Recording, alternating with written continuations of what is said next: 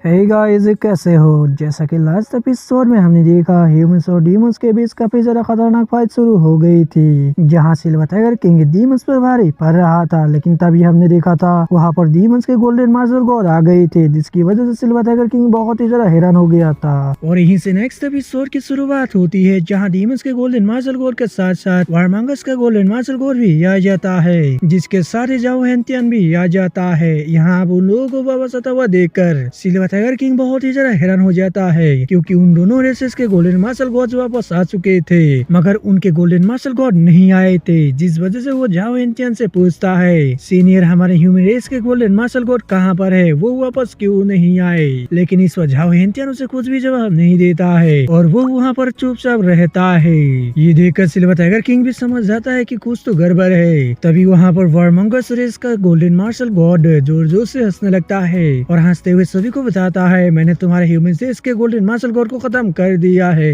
ली सेंदाओ की ये बात सुनकर ह्यूमन रेस के सभी सोल्जर्स काफी जरा परेशान हो जाते हैं और वो लोग वहाँ पर कांपने लगते हैं और काफी जरा पैनिक करते हुए कहने लगते हैं, आखिर ऐसा कैसे हो सकता है, ये बिल्कुल भी झूठ है। हमारे गोल्डन मार्शल गॉड को कोई भी नहीं मर सकता है, क्योंकि वो इस दुनिया के सबसे पावरफुल मार्शल गॉड है। हम देखते हैं गोल्डन मार्शल गॉड के मर जाने की न्यूज से ह्यूमन रेस के सभी सोल्जर्स अंदर से बुरी तरह से टूट जाते हैं। पर तभी उनमें से एक सोल्जर हिम्मत दिखाते हुए उन लोगों से कहने लगता है, मुझे तुम लोगों के ऊपर बिल्कुल भी भरोसा नहीं है कि तुम लोगों ने हमारे गोल्डन मार्शल गॉड को मार दिया। वही गोल्डन मार्शल गॉड के मारे जाने की बात सुनकर डीमंस की आर्मी काफी ज्यादा खुश हो जाती है और वो लोग ह्यूमंस से कहने लगते हैं, तुम्हारे ह्यूमंस से इसका गोल्डन मार्शल गॉड मारा गया है, जिसकी वजह से अब ह्यूमंस को कोई भी नहीं बचा सकता है और साथ ही तुम लोग भी आज ही यहाँ मारे जाओगे। और ये कहकर वो लोग जोर जोर से हंसने लगते हैं और ह्यूमंस को सरेंडर करने के लिए कहने लगते हैं। ये सुनकर तो अब ह्यूमंस की आर्मी और भी जरा टूट जाती है और वो लोग काफी जरा पैनिक करने लगते हैं। वही इधर सिल्वर टाइगर किंग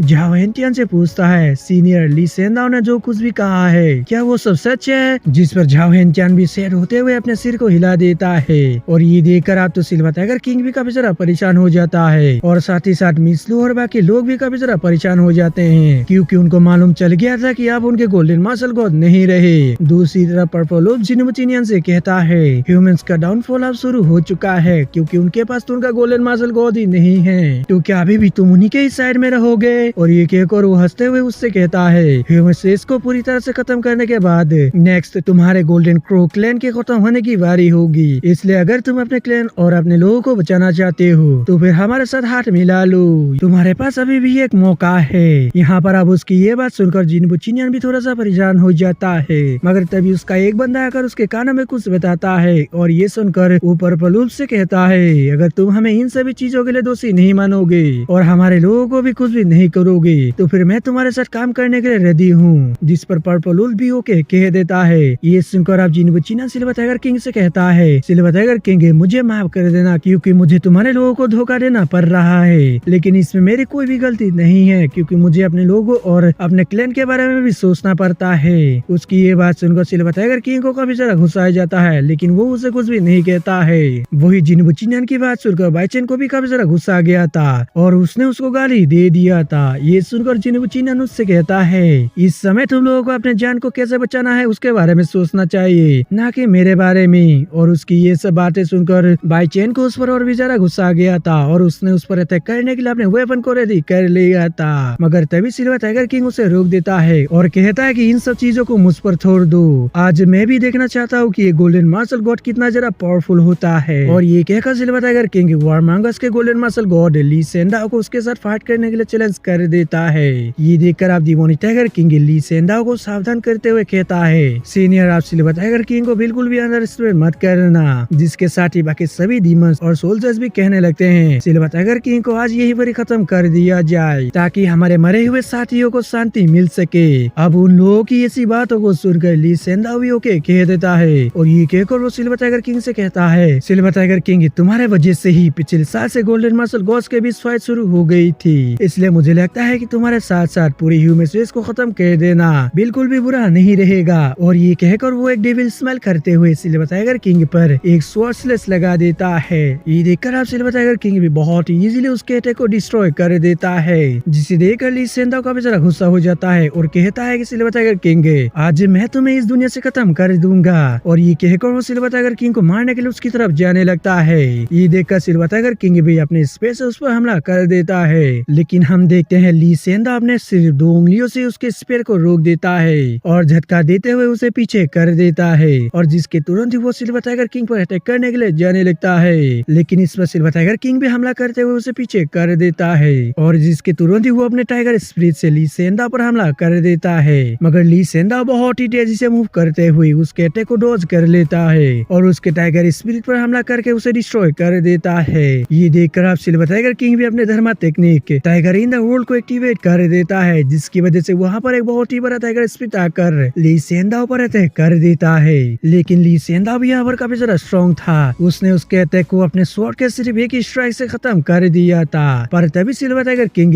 तुरंत ही जाकर अपने स्पेस से ली सेंदा पर अटैक कर देता है, लेकिन ली सेंदा भी काफी ज्यादा तेज था क्योंकि वो एक मार्शल गॉड है, जिसकी वजह से वहाँ पर उसने उसके अटैक को रोक लिया था और उसको पीछे कर दिया था। यहाँ पर सिल्वर टाइगर किंग की पावर देखकर ली सेंदा भी उससे इम्प्रेस हो गया था और वो कह रहा था कि इंटरेस्टिंग, मुझे ये यकीन ही नहीं हो रहा है कि तुम्हारे जैसा मॉन्स्टर भी ह्यूमन रेस में मौजूद है, क्योंकि मैंने अपने 80% पावर्स का भी यूज कर लिया, लेकिन इसके बावजूद भी अभी भी तुम जिंदा हो। लेकिन कोई बात नहीं, इस बार मैं तुम्हें मारने के लिए अपनी पूरी पावर्स का यूज करूंगा। वही दूसरी तरफ हम सिल्वर टाइगर किंग को देखते हैं जो कि काफी ज्यादा घायल हो चुका होता है और उसकी पावर्स भी लगभग खत्म हो चुकी है, लेकिन इसके बावजूद भी सिल्वर टाइगर किंग खड़े होते हुए ली सेंदा का मजाक उड़ाता है और उससे कहता है कि सच में आजकल के गोल्डन मार्शल गॉड्स तो पहले से काफी ज्यादा कमजोर हो गए हैं, और इसी के साथ ही तुम मार्शल गॉड डुगुजू के 40% पावर्स के सामने भी कमजोर हो, क्योंकि वो काफी ज्यादा घायल होने के बावजूद भी अपने सिर्फ 40% पावर्स में भी काफी ज्यादा स्ट्रॉन्ग था, जिसकी वजह से मुझे बिल्कुल यकीन है कि मैं तुम्हारे जैसे एक कमजोर गोल्डन मार्शल गॉड को मार सकता हूँ। और ये कहकर सिल्वर टाइगर किंग अपने मन में खुद से ही कहता है, आज भले ही यहाँ पर मेरा फॉरबिडन मार्शल आर्ट स्किल काम ना करे, पर इसके बावजूद भी आज मैं इसे खत्म कर दूंगा, चाहे इसमें मेरी जान का ही सेक्रीफाइस क्यों ना देना पड़े। और ये कहकर सिल्वर टाइगर किंग अपने forbidden martial art skill life reversal technique का यूज करने लगता है, जिसकी वजह से सिल्वर टाइगर किंग की पावर्स काफी ज्यादा बढ़ चुकी थी। और दोस्तों, आपने पहले भी सिल्वर टाइगर किंग को इस स्किल का यूज करते हुए देखा था, पर हमें इस टेक्निक का नाम बताया नहीं गया था। लेकिन यहाँ पर सिल्वर टाइगर किंग ये भी जानता है कि अगर उसने इस स्किल का ज्यादा देर तक यूज किया तो फिर इसकी वजह से वो भी मारा जाएगा।